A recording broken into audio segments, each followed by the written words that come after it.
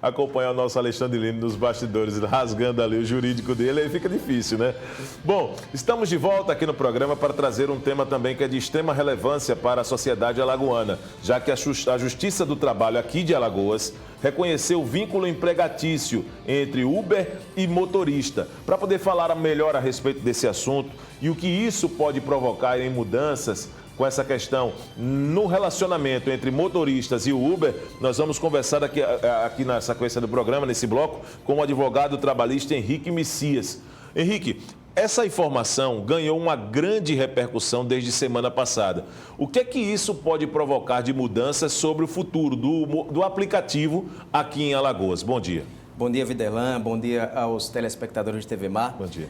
Videlan, o reconhecimento do vínculo de emprego entre o trabalhador, o motorista e o Uber, né, a gente pode estender isso para todo e qualquer aplicativo de transporte ou de entregas, traz uma série de consequências.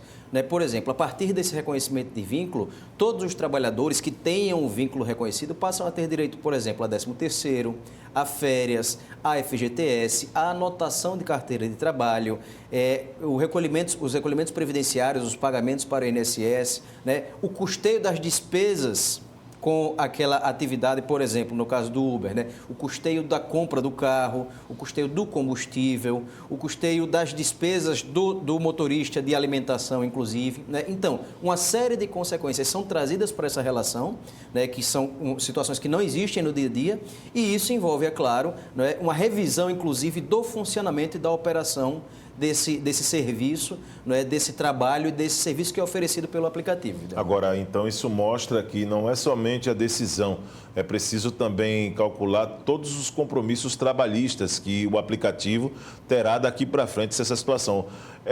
Algum posicionamento drástico chegar e dizer, Henrique, que é impossível, por exemplo, não tem Uber dentro de uma situação como essa, se for para poder manter um vínculo empregatício ou um vínculo com trabalhadores através desses motoristas daqui para frente, está comprometido esse processo? Videlan, muitos entendem que sim, não é? Que, veja, hoje como é que funciona? Né? Esse, no caso do Uber. Sim. O Uber, ele cobra do passageiro e ele repassa cerca de 75% a 80% daquilo para o motorista. Né? A partir do momento que esse aplicativo precisa assumir todos esses custos, ele não tem como repassar, né? E ele simplesmente ele não tem como funcionar.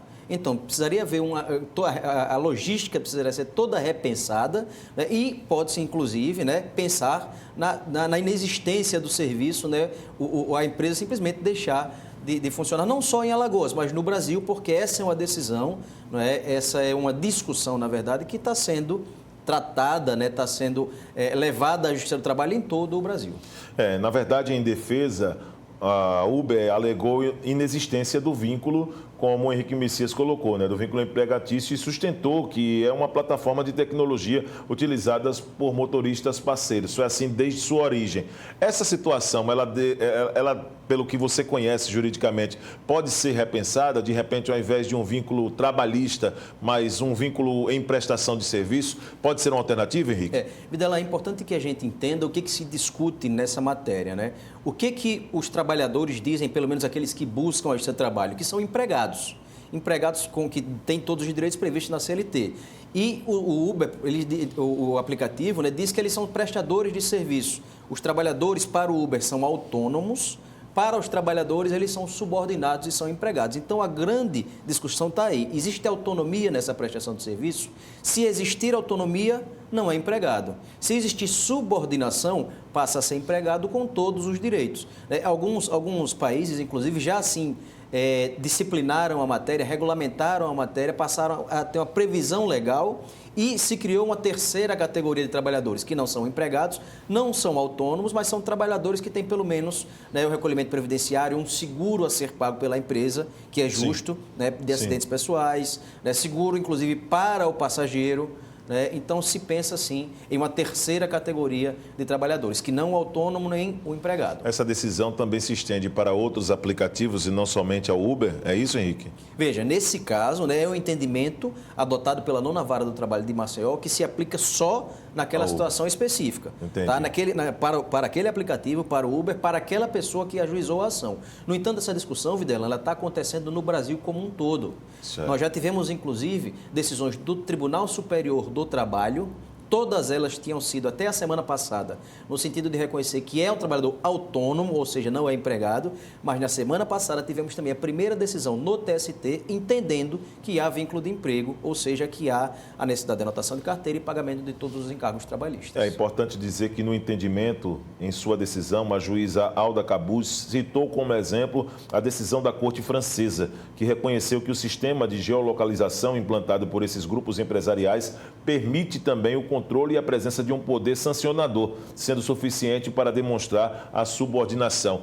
Qual o seu entendimento na questão jurídica? É de se compreender a decisão, por exemplo, da juíza em dar, por exemplo, esse parecer de vínculo empregatício, Henrique? Sim, Videla. Veja, é uma situação que precisa ser entendida e discutida caso a caso. Por quê? Porque este trabalhador específico, ele estava subordinado ao Uber, né? Essa é a discussão. Ele era autônomo. Nós sabemos, por exemplo, que existem trabalhadores que prestam serviço através do Uber, que prestam serviço uma vez por semana, né? Que fazem do Uber uma complementação de renda. Este trabalhador, ele também é empregado? Vamos imaginar um trabalhador, por exemplo, que presta serviços para o Uber, mas também para o 99. Ele é empregado dos dois? Entende? Então, é uma discussão que ela vai bem além disso. Na verdade, o entendimento que eu tenho, enquanto advogado, é que não há vínculo de emprego. Porque este trabalhador, por exemplo, ele escolhe o momento em que ele quer trabalhar. Se ele não quiser sair para trabalhar aquele dia, ele não sai. Se ele quiser trabalhar 1 hora, ele trabalha 1 hora. Se ele quiser trabalhar 8 horas, ele trabalha 8 horas. Mas existem outros entendimentos, e é claro, a gente respeita todos eles. Claro. Né? Existem decisões diversas em todo o Brasil. Agora, a respeito desse posicionamento para a classe, o que isso pode também impactar naquele motorista que nos acompanha neste exato momento, Henrique, diante dessa situação que ainda é uma situação incerta, mas que já tem uma decisão, pelo menos, sendo colocada aí mais próxima para um futuro, por exemplo, do aplicativo e das operações que ele proporciona aqui em Alagoas? Veja, Viderlan, como a gente já colocou, né? É uma decisão que se aplica àquele caso específico, né? Mas é claro que toda a classe trabalhadora pode tomar como base essa decisão.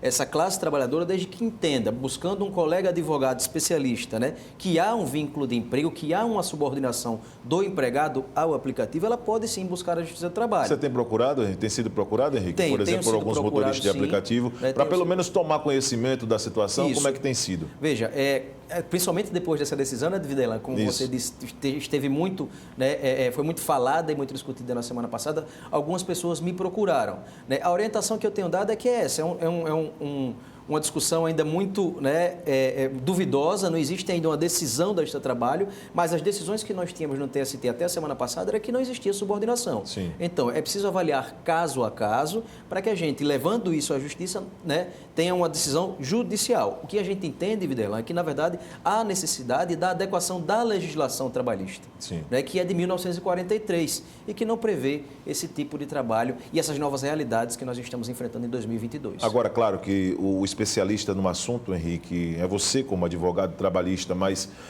como cidadão, se estudássemos a criação de regras em que, por exemplo, esse vínculo fosse uma situação opcional, né? Mas que, de repente, se o cidadão apresentasse uma situação de vínculo com outra empresa, sendo aposentado, não poderia caracterizar esse vínculo trabalhista, poderia ser um caminho numa situação como essa, se ele dedicasse integralmente aquele tempo dele para poder fazer os serviços para o aplicativo, isso poderia ser uma alternativa? Sim, Videlan, veja, o que nós precisamos, na verdade, é da fixação de critérios objetivos a serem adotados. Critérios, isso. Né? E o que vai trazer isso? O que vai trazer isso para a gente é a legislação. Há necessidade da atualização da lei trabalhista. Como eu disse, a nossa CLT é de 1943. Faz tempo, né? Ou seja, ela vai fazer daqui a pouco 80 anos. Muita coisa mudou. Muita coisa mudou. A realidade que nós tínhamos à época é muito diferente. Então, a gente precisa desses critérios que serão definidos pela legislação, pelo legislador, pelo Congresso Nacional e, a partir daí, a gente deve ter uma melhor avaliação e as coisas fiquem mais claras. Agora, Henrique, uma última colocação a respeito de situações em termos de entendimento.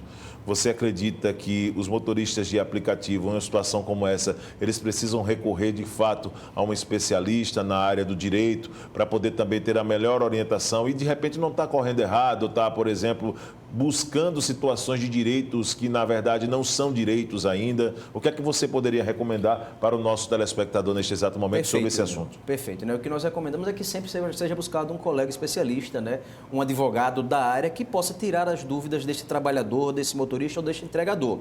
Né? Não só nessa relação de emprego específica, mas em toda aquela matéria, toda aquela dúvida que o trabalhador tem em relação ao seu trabalho. Henrique, muito obrigado pela sua participação. Você já praticamente é da casa, né? Portas sempre abertas da TV Mar para você colocar o seu conhecimento e os seus serviços também, né? Na área trabalhista, como uma grande advogado que é, e conte sempre conosco, tá certo? Volte outras vezes aqui no programa. Agradeço, Viderlan, estou sempre à disposição.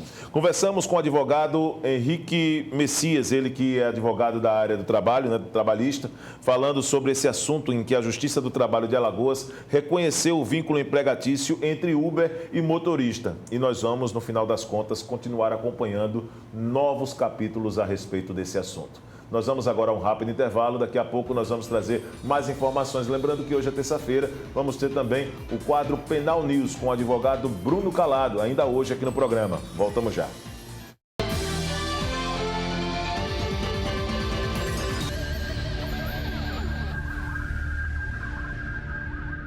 Chegou a sua hora.